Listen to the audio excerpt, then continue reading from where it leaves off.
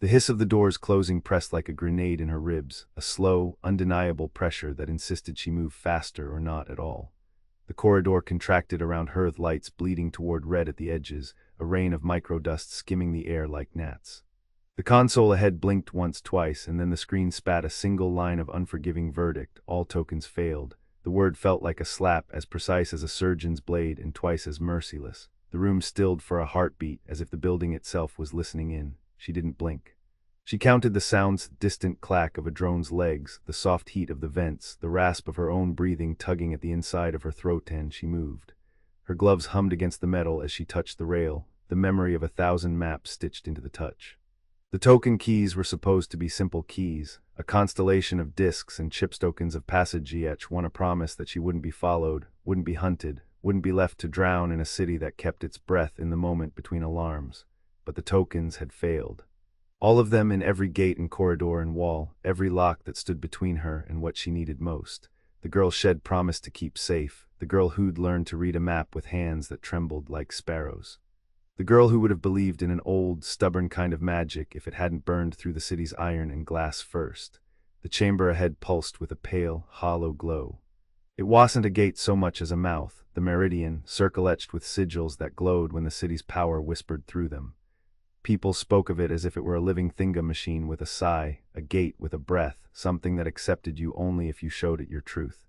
Now it asked for something else entirely. Tokens were nothing, truth was everything. She pressed forward, boots finding their rhythm on the damp and polished floor. The markers on the wall, scars, glyphs, reminders of all the failed attempts that had come before, flickered, as if they too were shocked by the failure. The corridor opened into a chamber where the air tasted of rain and copper, where the meridian's ring hung in the air like a suspended pearl, softly humming with a heat that wasn't heat at all but an urgency, a desire to be passed. Her name in the city was spoken in fragments, a whisper among the streets and the sewers and the stories that never quite dried. Shed learned to survive by listening for what the city didn't say, by tasting the truth on the tip of her tongue before she spoke it aloud. These days, truth was a dangerous thing to carry. It could be weaponized, weaponizing someone else's fear. It could break you open and leave you to wait, with your eyes wide, for what came next. She reached the meridian's edge and saw the couple of pursuers through the glass.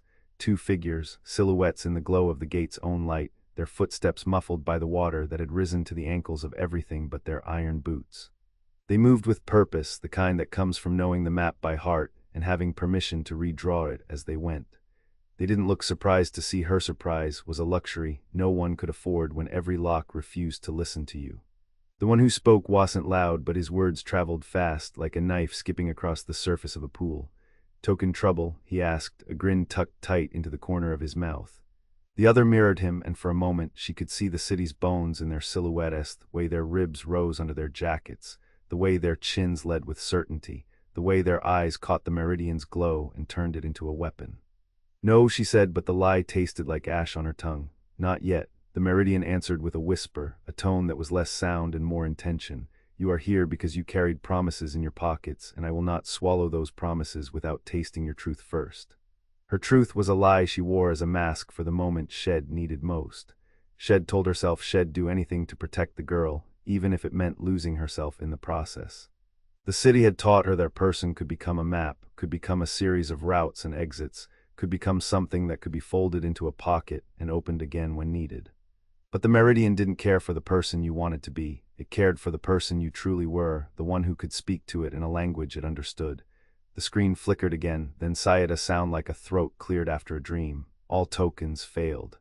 It wasn't a declaration so much as a confession. The city was admitting something it had kept hidden behind the chrome and glitter. Tokens hadn't failed them. They had failed the tokens. Someone had broken the chain, and the lock now stood naked to the open air.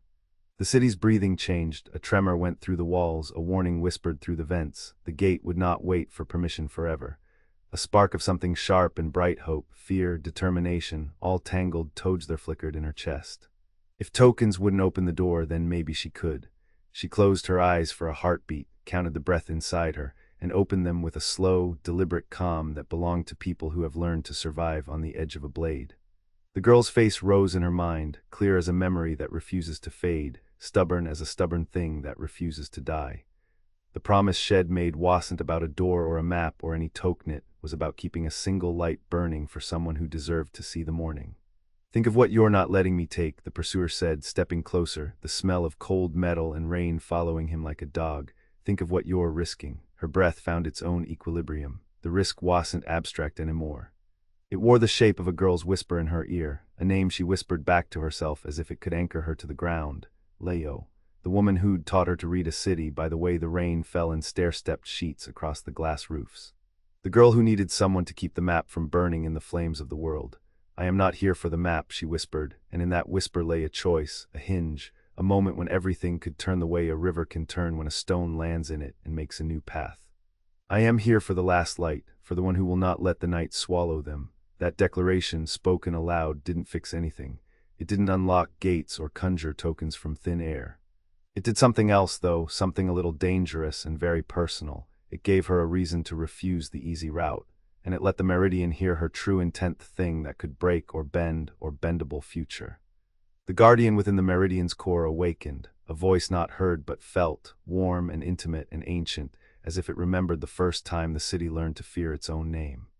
It spoke in a language that was not language but a pattern, glyphs rearranging themselves into a sentence that sounded like rain and meant, if you seek a door, you must first know what you're willing to lose to pass through it. She did not flinch. The two pursuers closed the distance, their boots ringing out deliberate, measured notes against the chamber floor. She looked at them and saw not enemies but witnessed their silence, a kind of condemnation, their eyes pressing her to justify the risk she was about to take.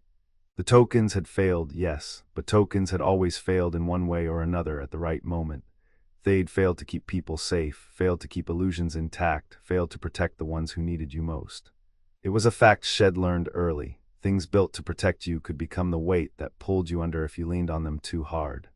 She had learned to survive by trusting something else, trusting the truth she carried in her bones. The map she had learned not from a token, but from a memory of a time when the city was simpler, and the night wasn't so crowded with voices begging to be heard. She stepped closer to the Meridian, not toward the door but toward the heartbeat of the gate itself.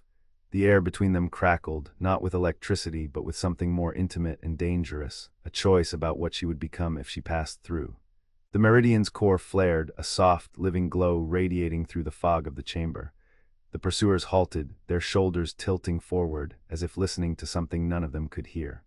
The girl's face, etched into her memory as clear as a coin pressed into her palm, rose again in her mind with a stubborn certainty. There would be no safe exit if she did nothing. There would be only the ongoing echo of the city's hunger. Her right hand moved, not toward a token, but toward a line carved into the Meridian's edge, a thin track of an old ritual, a method to bend the gate's hunger to one's own purpose. It wasn't magic in the sense people used the word. It was a carved promise, a method that survived the city's changes because it was built on trust and risk, and the willingness to give up something you loved for something you needed more. Tell me what you'll give, the gate seemed to say, not in words but in the shimmer of its own possibility. Her breath snagged, then released. She did not have many things left to offer. She had given up the easy routes a long time ago, the easy money, the easy lies, the easy way to live and die. What she had left to give was the last, quiet thing Shed promised the girl, a chance at a future that belonged to them, not to the city's hunger. I will give you the truth I've carried since I first learned to map a city, she whispered, the vow catching in her throat and turning into a kind of heat. And I will take your price for it. The Meridian pulsed, a gentle wave through the air, as if the gate itself were listening to the vow with a patient, almost tender attention. The two pursuers stepped back, not from fear but from a recognition and understanding that what she was about to do would change more than a door's opening. It would change the city, and perhaps the people who thought they owned it. In that moment, an instinct she hadn't trusted in years rose up from the pit of her chest like a small flame. She hadn't needed tokens because Shed needed something purer, a stubborn faith in the possibility of a path through even the most impossible labyrinths.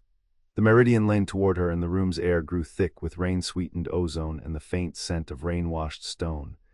The gate wasn't accepting a token, it was accepting a need, a dare, a vow made in the teeth of every system that would tear you apart for daring to hope. Her fingers brushed the edge of the Meridian and the gate accepted the touch like a bridge across a chasm. The ring brightened in a slow ascent, casting the room into a pale, stuttering daylight that scraped along every seamed steel, the glass, the damp, the grit at the corners of the floor. The locks in the wallscoins of a long-dead economy began to hum with a resonance that wasn't sound so much as permission.